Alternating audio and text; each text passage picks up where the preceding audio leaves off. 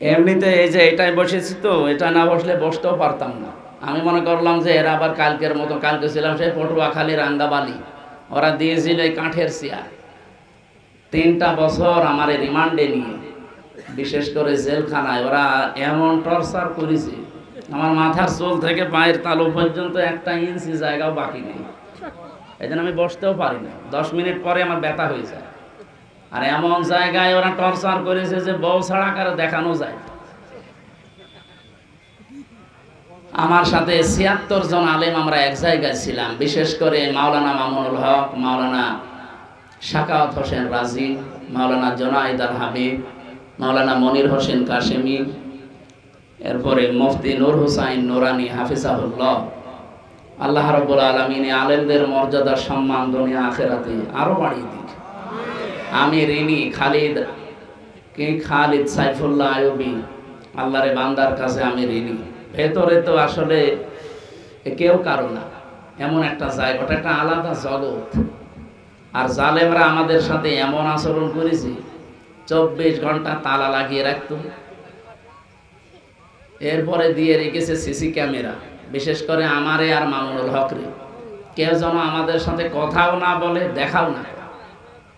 ওখানে কেউ যদি একটু তাকায় আমার দিকে, ওনার দিকে, ও একেবারে ডাইরেক্ট খবর হয়ে যায় জায়গা মতো। সে এখন ওর চাকরি নিয়ে টানাটানি, আমার দিকে তাকাবে কি করে ওই দূর থেকে। আর যারা আসে অধিকাংশ পাহারাদার গুলো দেখতাম সব হিন্দু, দেবদোলা, সুব্রত বালা, আশিক কুমার, নয়ন ঘোষ, এত সব আল্লাহর ওলির নাম বলছি। এর কাছে কোনো আলেম সালেম আছে?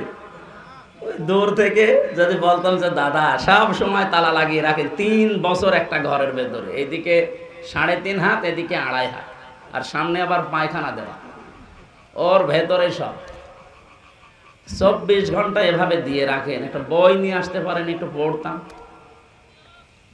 ও বই নিয়ে এসেছে বঙ্গবন্ধুর আত্মজীবনী, পড়ে আমি করবো কি? হুজুরের ভেতরে জ্ঞান আছে। পরের সপ্তাহে বললাম যে একটা বই দেন, বই দিয়েছে বঙ্গবন্ধুর ছেলেবেলা। আচ্ছা, আপনি আর বই পান না? পরের সপ্তাহে বই নিয়ে এসেছে বঙ্গবন্ধুর চীন সফর। আপনার বই দেওয়ার দরকার নেই, কোন মুসলমান কারারক্ষী আমার ভাগে পড়ে কিনা দেখি। পড়লো আশরাফুল নামে একজন, ওরে বললাম আপনার এখানে তো নাম লেখা আছে, দেখে অন্তত বোঝা যাচ্ছে আপনার ঈমান আছে, আপনিও ওদের মতোই, কিন্তু আপনার ঈমান আছে। আপনার নাম যেহেতু আশরাফুল, আপনি এটিএম আজহারুল ইসলামের কাছে যাবেন, ওই বিল্ডিং এ আছে হিমেলে, বলবেন হামজা বই চেয়েছে, দেখবেন বই কারে বলে উনি দেবেন। আল্লাহর বান্দা আমার প্রায় অনেকগুলো বই পাঠিয়েছিল, প্রোডাক্টিভ মুসলিম। এই বইটা আমার মনে হয় প্রত্যেকের পড়া দরকার, একবার জীবন পরিচ্ছন্ন হয়ে যাবে ইনশাআল্লাহ। এরপরে পাঠিয়েছিল তাফসিরে ফি জিলালিল কোরআন, তাফসিরে তাফহিমুল কোরআন, তাফসিরে ইবনে কাসির, তাফসিরে মারিফুল কোরআন, এইগুলো উনি পাঠিয়েছিল। কারণ উনি আছে আজ 13 বছর, আল্লাহর বিভিন্ন বান্দারা গিয়েছে, বিদায় নিয়েছে, ওনার কাছে বই রেখে গিয়েছিল, তাফসির রেখে গিয়েছিল। আল্লামা সাইদির যত বই সব ওনার কাছে ছিল, মাওলানা মতিউর রহমান নিজামী রহমতুল্লাহ আলাইহির যত বই, শহীদ আব্দুল কাদের মোল্লার যত বই সব ওনার কাছে দিয়েছিল। এই জন্য আল্লাহর বান্দা বাড়ি ঘর, মানে ঘরটা পুরা লাইব্রেরি, 300-র উপরে প্রায় বই আছে। এই 3টা বছর যেহেতু আলেমদের সাথে ছিলাম, বিশেষ করে শাকাওয়াত হোসেন রাজি সাহেব, ওনার কাছে আমি আরো বেশি ঋণী। আরবি গ্রামারটা আমিও কওমি মাদ্রাসায় পড়া, আমি শর্ট কোর্সে দাওরা করেছিলাম, কিন্তু আমার এই আলিয়া মাদ্রাসায় কামেল করতে যে, অনার্স মাস্টার্স করতে যে, বিশ্ববিদ্যালয়ে এদিকে পিএইচডির এই চিন্তা ভাবনায় যে, এদিকে আমার আর সময় দেওয়া হতো না। আস্তে আস্তে জানা জিনিসও ভুলে যেতাম। কিন্তু 3টা বছর আল্লাহ এমন একটা সময় তৈরি করে দিয়েছিলেন, ফাঁসির কন্ডেম সেলের ভেতরে, আর উনি আর আমি পাশাপাশি রুমে, ওনার কাছে আমি অনেক ঝালাই করে নিয়েছিলাম। আল্লাহর বান্দা রাজি সাহেবকেও আল্লাহ যেন কবুল করেন। বাড়ি মনে হয় কুমিল্লার সন্তান, ফজলুল হক আমিনী রহমতুল্লাহ আলাইহির জামাতা উনি। সম্মানিত ভাইরা, আমার শরীর এখনো পর্যন্ত স্বাভাবিক হয়নি, কারণ ভেতরে ওরা এমন কিছু করেছে, আমার মাঝে মাঝে এখনো পর্যন্ত এলোমেলো হয়ে যায়। এই যে 8-10 দিন ছিলাম আমি ভেতরে হাসপাতালে, এই সাইডটা ডাক্তাররা বলছে, আমি সিঙ্গাপুরে, মালয়েশিয়া, থাইল্যান্ডে, ইন্দোনেশিয়া, অনেকগুলো দেশে ঘুরলাম, যেখানে যেখানে দেখিয়েছে ওরা বলে এই সাইডটা একটু সমস্যা হয়ে এখনো আছে, কিন্তু সময় লাগবে স্বাভাবিক হতে। আপনি রাত জাগবেন না, সর্বোচ্চ রাত 10টা 10:30টায় ঘুমিয়ে পড়বেন, কিন্তু এই মাহফিলের জগতে এসে মানুষ কথা শোনে না। এরা আসলে তোলে রাত 10টা 11টা 12টায়।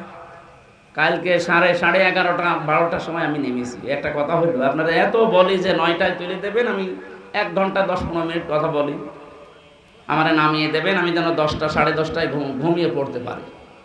যে গরু দিয়ে চাষ করে খাবেন, ও গরুই যদি মরে যায়, আমি তত কিছুদিন বেঁচে থাকি নাকি আমারে মেরে ফেলবে?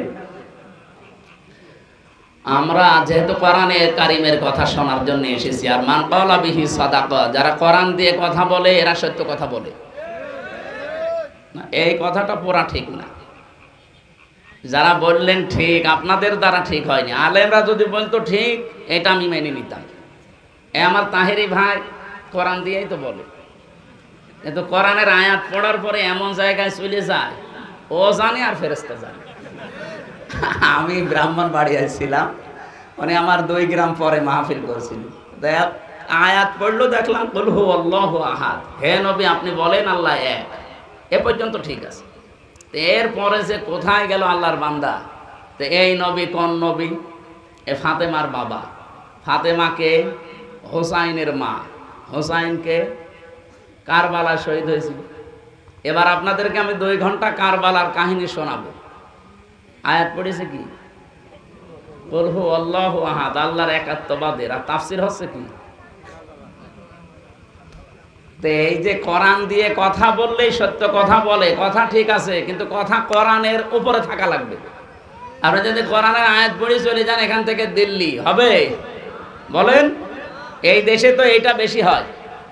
আমি বাইরের যতগুলো দেশ ভ্রমণ করেছি জেল থেকে বেরিয়ে, এর আগে আমি যেহেতু আকিস গ্রুপে ছিলাম, ওরা বহু দেশে আমারে নিয়েছে। ওদের তো প্রায় 75টার উপরে দেশে ব্যবসায় চলে। আমি যতগুলো দেশে গেলাম, বাংলাদেশ, ভারত, পাকিস্তান, এই 3টা দেশের সমস্যা বেশি। মান ক্বালা বিহি সাদাকা, হাদিসটা 100% সত্য।